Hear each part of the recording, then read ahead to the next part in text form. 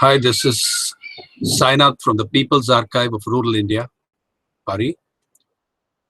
And today we are talking to you about the why your mainstream media, why the channels and newspapers that you look at cannot and will not inform you about your country.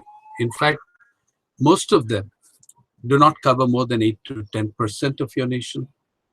They do not cover whole regions, nor do they cover entire issues or communities of people. The Center for Media Studies in Delhi, its data shows us that if you look at the front pages of 6 major newspapers or 6 major TV channels at prime time, that is both in equal number Hindi and television channels and newspapers. 66% of our news comes from Delhi, New Delhi. Okay. And in fact, not very much from the other 3 metros either, though Mumbai gets a lot more play than Chennai or Kolkata, because this is where Bollywood is. This is where Dalal Street is.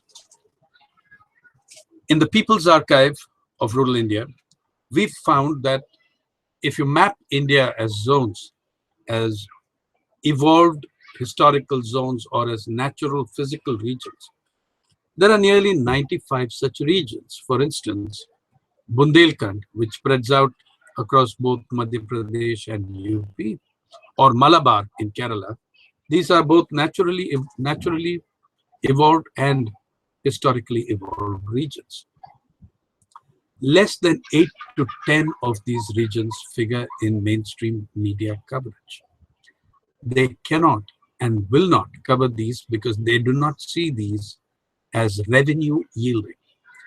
Today, the entire country is justifiably, rightly, hurt and wounded looking at the kind of stuff that's going on with the Dalit upsurge, the Dalit protests against the barbarities and atrocities committed against several Dalits in the name of the beef ban and cow slaughter ban.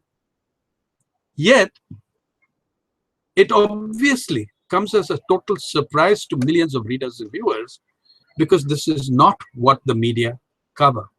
They may cover these individual atrocities as events, but they do not cover them as a process.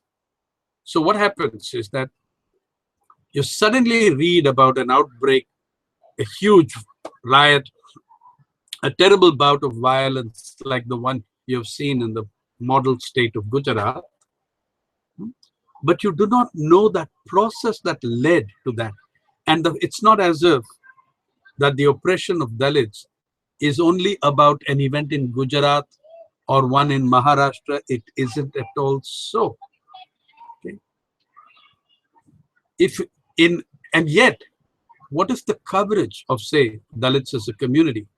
What is the coverage of the everyday caste oppression, the breaking down of the human spirit that is caste and untouchability?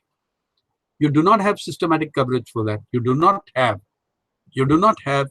a full-time reporter for that, though you have reporters to cover eating out and stuff like that, or even gossip columns, but you do not have any full-time reporters, say, on the beat of covering Dalits and Adivasis, who are 24% of your population, almost a fourth. Or just take Dalits alone. There are more Dalits in India than there are people in Pakistan. Okay? And if you took them as a separate nation, they would be the 5th largest nation in the world. But we don't think this worthy of coverage. We don't think it worthy. Here we are with one of the greatest problems of our time and the greatest battle for human dignity that presently occurs on earth. It got some publicity because a wonderful person and human being like Bezawada Wilson recently won the Magsaysay Award. As my old friend, I'm delighted for him. But then it moves back to even fact-based coverage and not an examination of caste. How many people are aware from their newspapers and channels that today 93% of all tribal women in Rajasthan, 93% of all tribal women in Rajasthan are barred from contesting for the post of Sarpanch to Panchayat elections in Rajasthan, because the government brought in an act that enforces an educational qualification requirement which most tribal women who have not gone to school cannot meet. 70% of the rural population of Rajasthan and Haryana have been barred from contesting the post of Sarpanch. 83% of all women over the age of 20 cannot contest the post of Sarpanch in Haryana. It's astonishing that there is no penalty involved on the governments and states that fail to give them an education, but you're punishing the women for their failure to get formal education in schools. We don't cover these issues. We don't cover these as a process. And therefore, we're caught completely off balance when something goes wrong. We need to be looking at these issues. That's what the People's Archive of Rural India will do. It does, in fact. Whether it's the ban, whether it's the exclusion of women and of Dalit women particularly, or tribal women particularly, in several states under revised Panchayat rules, or whether it was the kind of case of a Rohit Vemula in the Hyderabad Central University, something gets covered when it breaks down, when it collapses, not while it's building. And that's why the situation in Gujarat has caught people completely by surprise, including that they have no way. They do not monitor it. They do not understand it. They do not want to cover some of the major issues and problems of poor people. In fact, Gujarat has been covered despite its appalling indicators in many sectors, and the fact that it is nowhere near to the top 5 in human development indicators in this country, in states, in the human development indicators. It's been created as this model state. It's been played out, and you're looking at even in the political terms with the departure of Anandiben Patel as CM, the kind of chaos that exists in something that has been projected consciously, vehemently through the media as some kind of a model for Indians to aspire to. Okay? So you have those problems too. We don't have full-time correspondents in the media to cover poverty. We don't have full-time correspondents in the media to cover homelessness or to cover joblessness, unemployment, though these are gigantic issues. We do have correspondents to cover golf or just IPL or eating out or films or or Bollywood gossip or a number of things like that. So your media are caught completely by surprise when something goes wrong, with a total collapse on the sphere and universe of the Dalits, who have had just about as much as any human being can take without outraged protest. But then you look at the social composition of the media. Who are the media? You'll find that the media are, in fact, the channels and newspapers of this country are, in fact, the most exclusionist sector of Indian democracy. You will find Dalits everywhere else in the other such institutions of Indian democracy. A Dalit has been president of India. A Dalit, you've had any number of Dalit chief ministers. A Dalit has been chief minister 3 times or more of the largest state in your country, Uttar Pradesh. You've had Dalits as governors. many Dalits as vice chancellors, many Dalits as chief ministers, but try finding a Dalit chief sub-editor in a major national newspaper, which means in India, a newspaper that comes out from more than one city. Try finding them. They're not represented there. Now, even in the judiciary, where there are no quotas or reservations as such, you still find Dalits. You had a Dalit Chief Justice of India, but you find them completely excluded in the media. Likewise, this applies very significantly to Adivasis. It applies more vehemently to women within these communities. How do you tackle this? How do you, and then on the basis of revenue or what you can get out of it, you get covered if you bring in revenue for the media that cover you.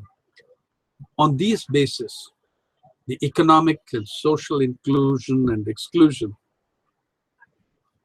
gigantic portions of your country are simply excluded. Huge communities running to hundreds of millions of people are never going to get covered properly in your media.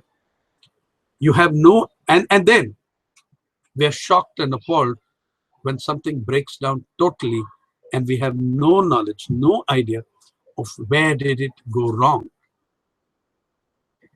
So in the People's Archive of Rural India, what we've done is to, one is to try mapping out and covering these regions, covering these communities, and two, bringing a perspective of the process to our readers and viewers. What do I mean, say, perspective of process? For instance, when the upsurge has happened in Gujarat or Maharashtra or elsewhere, then we talk about, we have maybe a condescending editorial about untouchability as this great social evil. Untouchability is far more than a social evil. It is an extremely cruel yet highly sophisticated form and strategy of power. Untouchability is a highly sophisticated strategy of power and economic enslavement. It's a means of ensuring a permanent and perpetual reservoir of cheap and demoralized labor for the rest of us, for the elites. We never allow in these, while we may report some of the stories, and there are exceptions, let me make that standard disclaimer, there are great exceptions on all fronts, but those are very few. How often do we allow that Dalit to speak for themselves? Okay, to bring to our readers and viewers the world as it's seen through their eyes. This is another effort we are making in the People's Archive of Rural India. We find that there are 95 regions in the country. We're going to take a shot at covering all of them, plus another 5 things which are non-regional, like migrations or climate change and those sort of issues.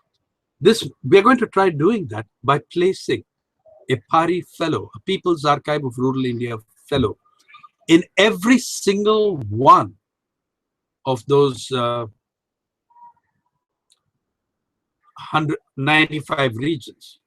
And there you would see that we would have about 100 fellows. We hope to spread this over 48 to 60 months and create the only database, the only reservoir, if you like, of information representative of all communities, of all regions in this country. Okay. And even more important, I think, is that those 100 fellows, we are trying our very best to see, and it's a very central ambition for us, so we will do it. Those 100 fellows must represent the social composition of your country. which means half the fellows have to be women, 16 or 17 ought to be Dalits, 8 or 9 ought to be Adivasis, about 15 have to be from the minorities. We think it can be, really believe it can be done. And I think you will find, we are finding, that when we've got something from people on the ground through their eyes, it's astonishingly different from what we would expect. It's astonishingly different.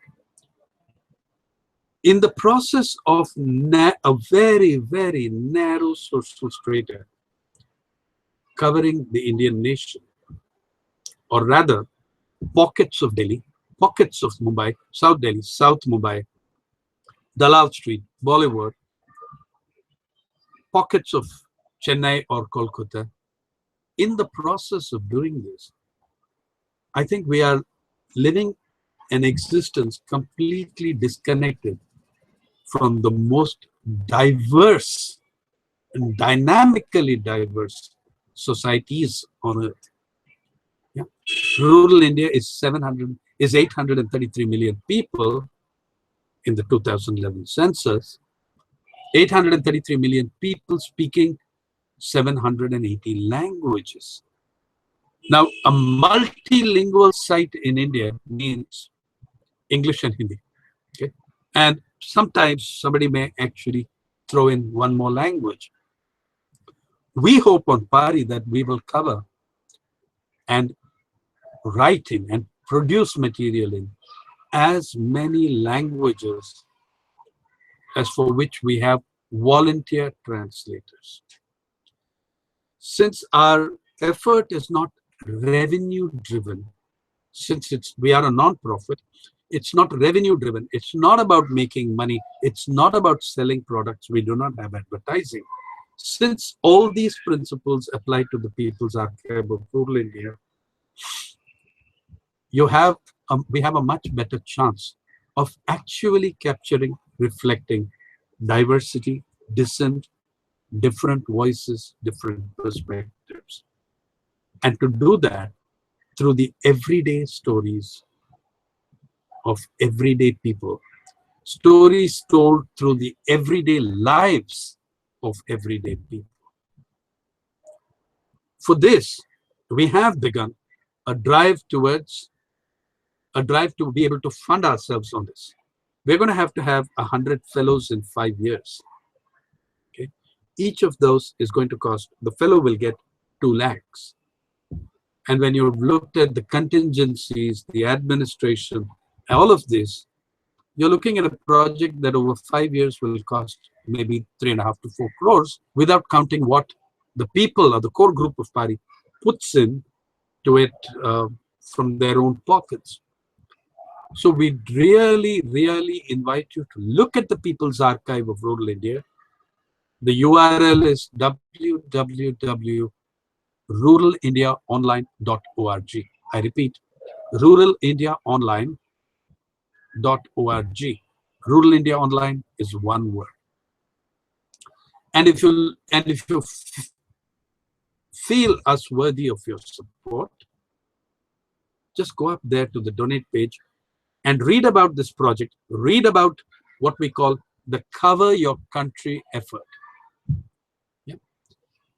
And the other thing is, the material we are collecting is not only in multiple different languages, it's also in multimedia.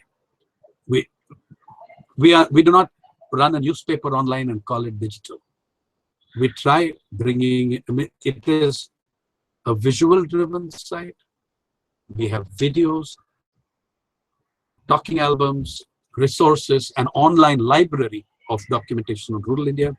We have articles, text articles in profusion, and audio as well. One of the things we hope to do is to record every spoken tongue in India. Help us with this project. We need it. We need your help for us to be able to help you be better served by your media. Thank you.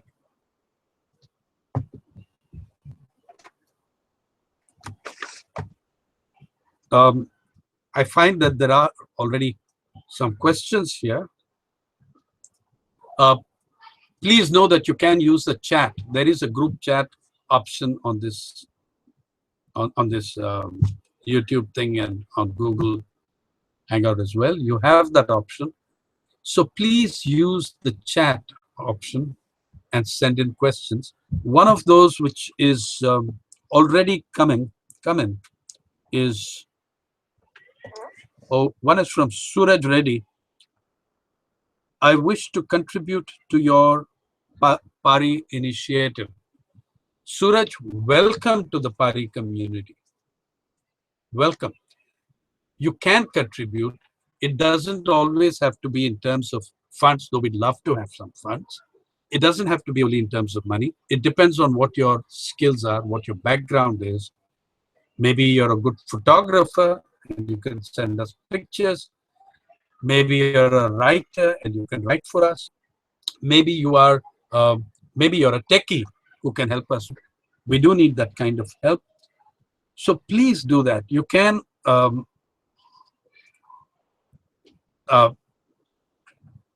once again, Suraj Reddy, you can contribute. There are many ways. If you go up to the site, ruralindiaonline.org, and look out, there are specific instructions on and guidelines on how to contribute and the different ways in which you can contribute. I look forward to hearing from you. I also have a question here from Samyukta Shastri. Where do rural Indians stand in urban spaces? Does migration mean that they are now in limbo, neither rural nor urban? Well, Samyukta, if you look, one of the main categories, you'll find it right on the front page of the People's Archive of Rural India, is a category of stories, videos, films, audios called the rural in the urban. This is a huge growing trend.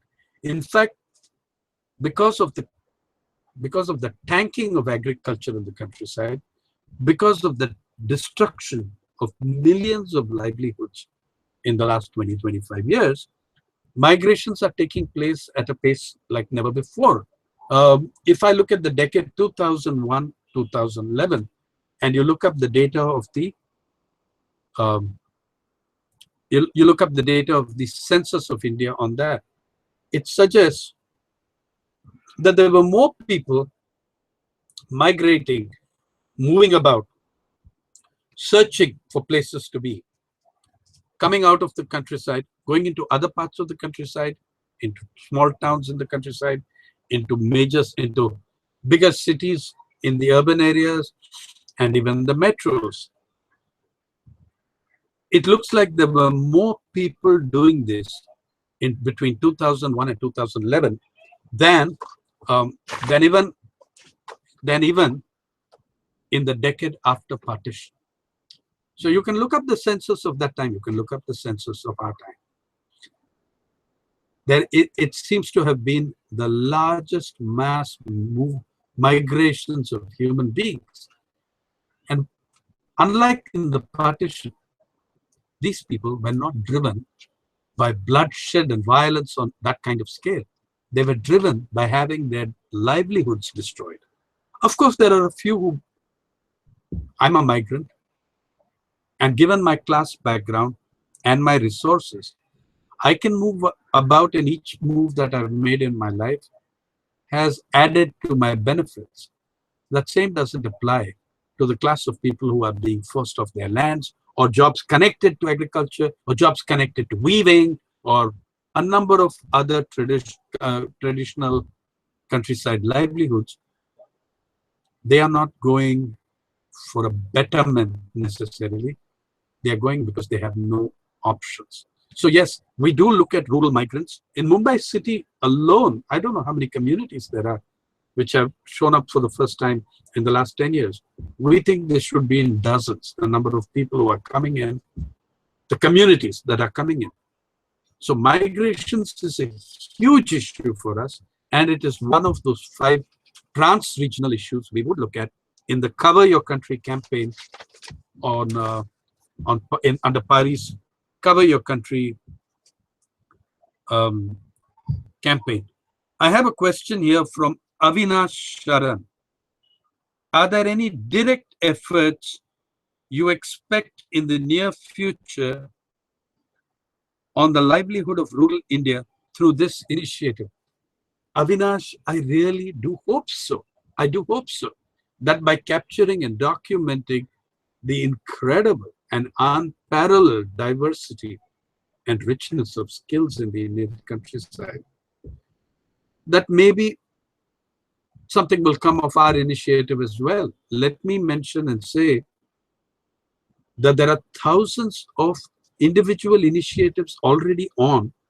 They're not media-based initiatives necessarily, but there are people working with weavers, with artisans, with with toddy tappers, with agricultural laborers. There are unions of agricultural laborers.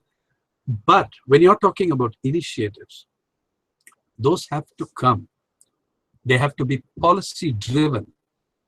The whole idea of the Mahatma Gandhi National Rural Employment Guarantee Act was to create a situation where rural distress due to unemployment, due to lack of work, could be mitigated, or it could at least be reduced, if not eliminated. What happens in practice? After an initial great year or two, governments, successive governments, have started curbing and cutting down on the NREGS, giving it very poor allocations, and in fact, huge thousands of crores in dues are outstanding that have not been paid off. So yeah, so the initiatives at the level of at the national level, at the level of the state, those have been hamstrung and damaged quite severely. What we are hoping, we are not activists in the field. We are not going to build you an NREGS, but we are hoping to let you have the perspective, the perceptions, the stories of those people who need that work, who need the initiatives that you're looking for. And I think there's a question here from Raghunath Nageshwaran. Will your work on Dalits be up on the PARI site? Can I read these? There are actually several pieces of work we've done that the PARI site has done on Dalits. Raghunath, the very first film, our launch film in the People's Archive of Rural India, was Kali, the Dancer and His Dreams by Aparna Karthikeyan. This is about a young Dalit boy from Tamil Nadu who did not share his peer group's aspirations. He did not want to be a software engineer, a techie, or an MBA, thank you. He wanted to be a Bharatanatyam dancer. And by the age of 21, had become a master of maybe 3 forms of ancient Tamil folk dance, one of which I believe finds mention in Sangam literature, but also went to Kalakshetra, the first Dalit, Kali, Veerabhadra, goes to Kalakshetra, passes with a first class in an institution that had never had a Dalit amongst its students at the level of which he is now. Now, the story of Kali is entirely told by Kali and brilliantly brought together by the filmmaker Aparna. But it is Kali's story that is told, not our understanding of what Kali is about only. No, not that. The perspective is Kali's, right? And therefore, so yes, we did that on him. We have had other stories on Dalits as well. Oh, by the way, apart from the film on Kali, there are 5 short films of him performing different dance forms. Kali performs Oyilatam, Kali performs Karagatam, and so on.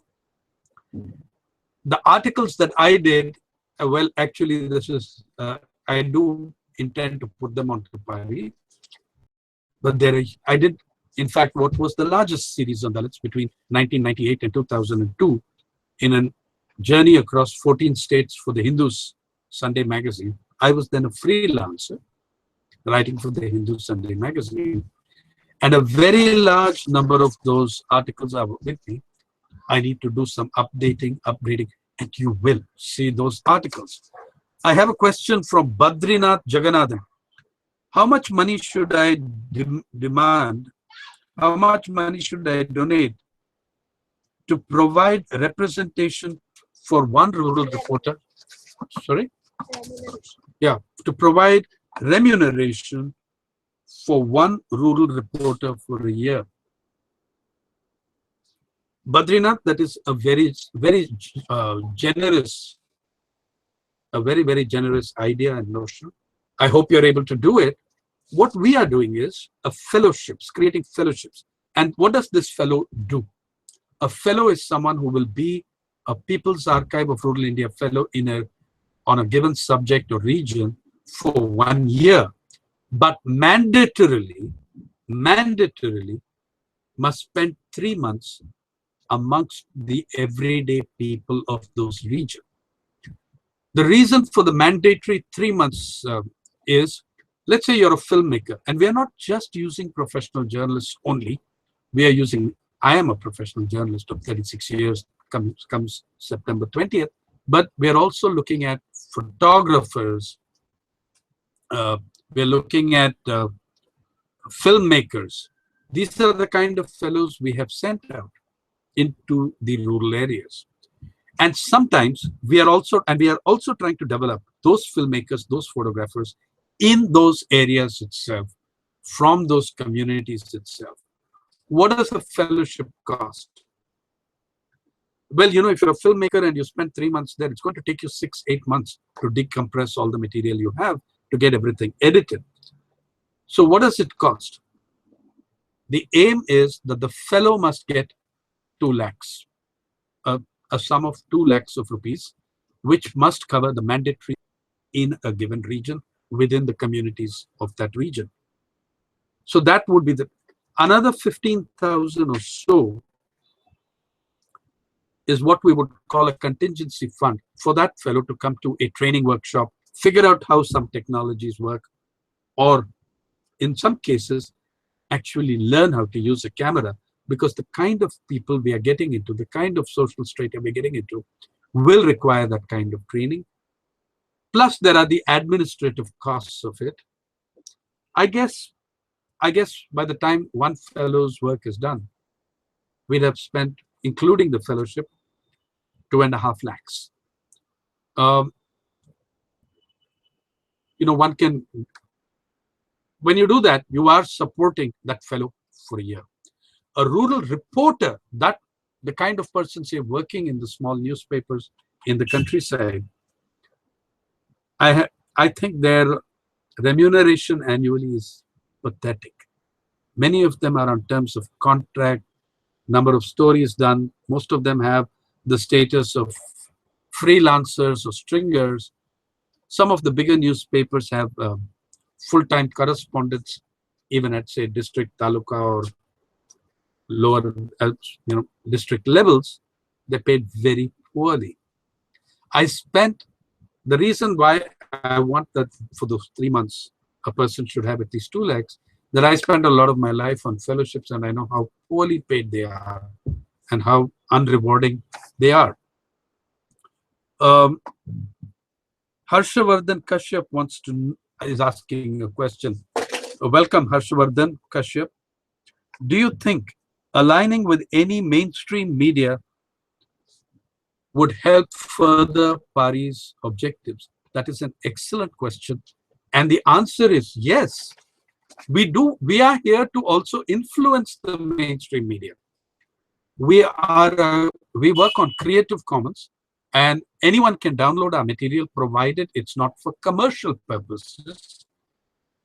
We are there as a free textbook for generations of students and teachers, live textbooks, so that a student is reading, is accessing something, not having to spend 100 rupees or more on a textbook that is dated by 30 years, because we'll keep updating our material. So yes, we want the mainstream media to pick up our stories, and a very large number of them have done that, except we don't get paid for it, okay? The Very recently, I was in Karnataka on July 1st. That was the Kannada Journalism Day. And to my absolute delight, a group of Kannada journalists had downloaded 25 articles from PARI, translated them into Kannada, created a book, a PARI reader, the first chapter of which tells Kannada readers how to navigate the PARI website, because, by the way, there are a significant number of articles translated into Kannada, one of the 10 languages we are dealing with, on the PARI website. So then, once that book comes out, small district newspapers start showing interest. They carry those articles. So your articles get reproduced, read in ways that are not related necessarily to hits online, but it shows you the importer media.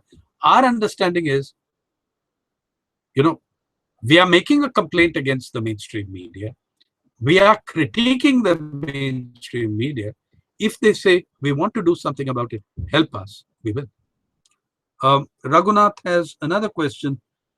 Do you think scholarly ethnographic research in rural India, in rural areas, can supplement PARI's efforts?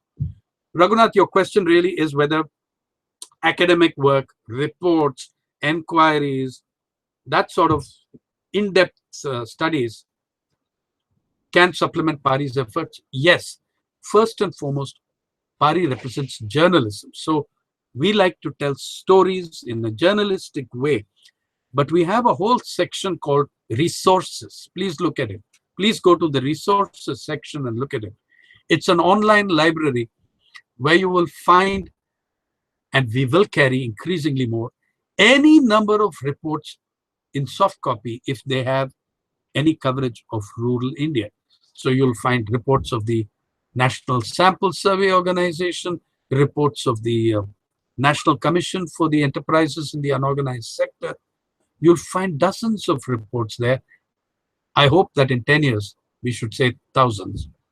And the scholarly research, the official reports, even books, we have carried full books that have gone out of print, like Famine Over Bengal, a book by the outstanding Hindu correspondent of the time in 1943, who covered the Bengal famine of 42-43, T.G. Narayanan. And you'll find that that book is not available in libraries, but his son, an academic, gave us that book scanned and digitized, and it's up there. So yes, we will welcome certain kinds of academic work, but our emphasis outside resources is journalistic storytelling. I have a question from S. Kumar. It seems under neoliberal assault, farmers are continuously trying to adapt through migration, etc. My question is, haven't there been more organized political resistance coming out of rural India?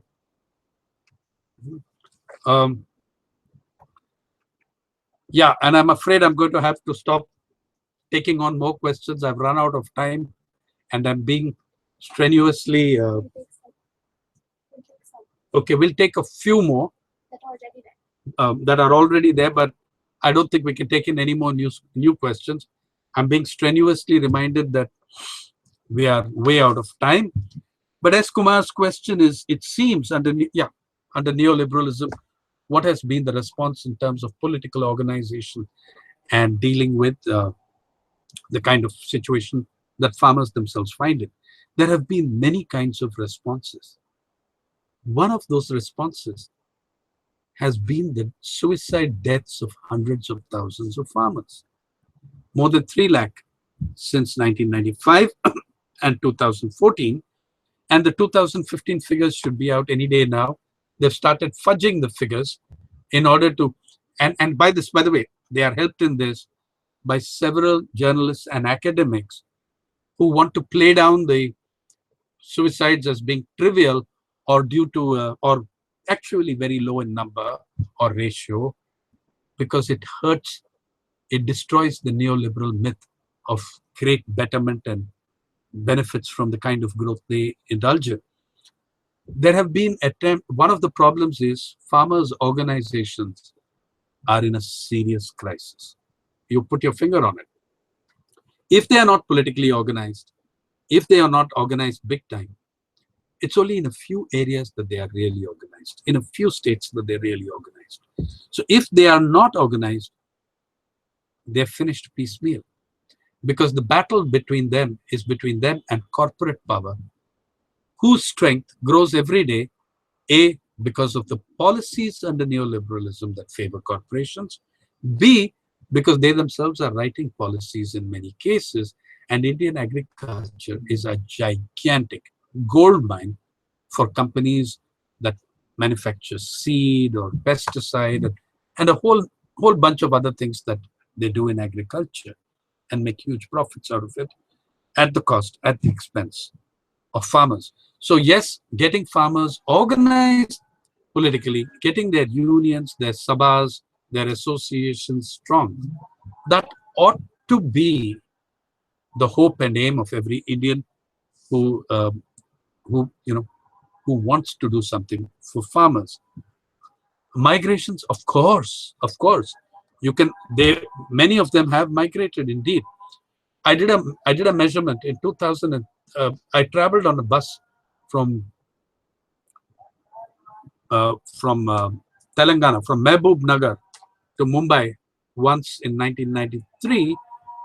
Not all the distance, but it was one bus, one service a week, and it had some 45, 48, 50, 50, 55 people on board. One service a week.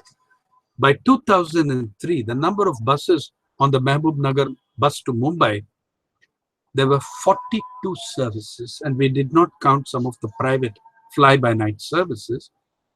And there were 42 buses a week, from one a week. So distress migration, and how do I say it was? I traveled on those buses with those migrants and found how many of them were driven by serious distress. There is a what particular Avinash is back with a question. What particular aspects of policy making or policies themselves does PARI aim to influence through this great effort? The first thing we're trying to do, Avinash, is actually cover stuff that isn't covered, and not to cover it in a one-off basis or in a manner of condescension or to show that we have a social conscience.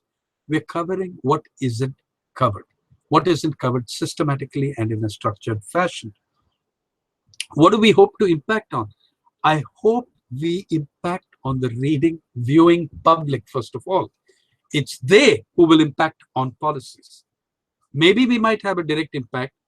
Maybe we'll have an impact on the policies of other newspapers and channels in giving a little more space to rural India, because you will never find anywhere in the world that kind of wealth and richness of stories. But we also hope, yes, that the coverage we do of farming, the coverage we do of various problems of the countryside will have an impact on policies and sometimes on executive action. Like a story of ours on the lack of a post office in a group of villages in Uttarakhand led to the opening of that post office in 48 hours. But that's a very small thing, really, compared to our hope is to generate consciousness, awareness of the kind of situation that hundreds of millions of fellow Indians find themselves in with their livelihoods, their skills, their income, and their dreams. So that's what we are hoping to impact. And by showing the public a very different picture from that which the mainstream media and governments show them. This happens even through the mainstream media. I have found that sometimes it does impact on government policies. So maybe it will lead to a better MNREGS, a more well-informed one. We hope. Um, I have a question from Alok Chandra Prakash, and I have a question from Alok Chandra Prakash. Translate. I mean, he has asked us the question in Hindi, of course, but basically what Alok is asking, in today's internet world, where suddenly social media are becoming inclusive, in this context, can rural journalism have any more rural folk um,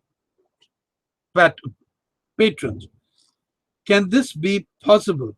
Please read this question in the context of communication, radio communication. Alok, I think that radio is an incredibly important instrument of communication, means of communication. I think it's an incredibly important medium. To this day, the thing that is easiest, cheapest, bypasses literacy is radio. So if you have community radio, as you are indicating, that's a great thing. That's a fabulous thing. Yeah, I totally agree with you there. However, if you look at the licenses that you get from the government for radio, the people who have find it easiest to get licenses for radio are not community groups nor non-profits. It's the same big media guys, the same giant newspaper monopolies that have also entered the space, say, through FM radio.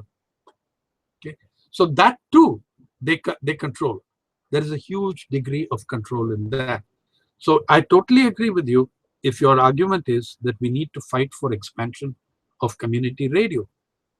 And yes, it is part of PARI's vision that we will have online radio or online TV at some point when we can afford it. So, but I would caution you on one thing. I think social media, that's incredibly important. You're right on that too. I don't notice, I will not argue that it has led to great democratization of that space. I don't think so. I think that while it is very large and yes, quite anarchistic, it still represents the overwhelming balance of it right now is still in favor of people who are better off, more highly educated in formal terms, more who can spend more money on the kind of equipment. Yes, so that caution taken into account, I think mobile phones and social media are going to be extremely important, and community radio, I hope, will be extremely important. Suraj Reddy, yeah. Suraj Reddy has one more question. I'm afraid I won't be able to do more than this. I really have to. We'll do this again, okay? I mean, we'll come back. We'll come back once a month or whenever, however we can manage it. And I'd love to continue answering these questions, having this chat with you. But please, you'll also find a lot of the material from which you can derive answers. That's up on the People's Archive of Rural India, ruralindiaonline.org.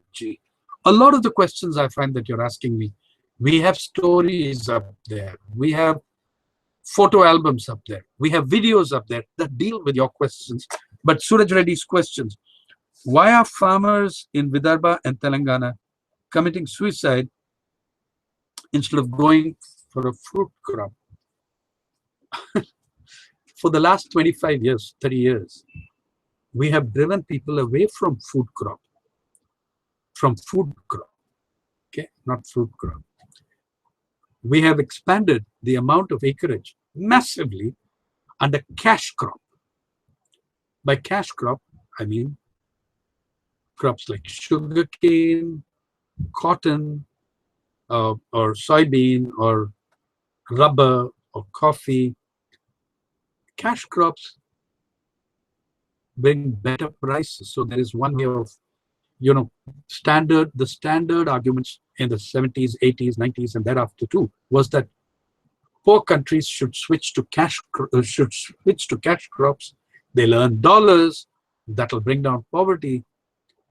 The fact is, when you're moving millions of subsistence farmers from low-risk food crop, which at least you can eat, to high-risk cash crops, where the prices can fall 70%, 80% overnight, you are really throwing them.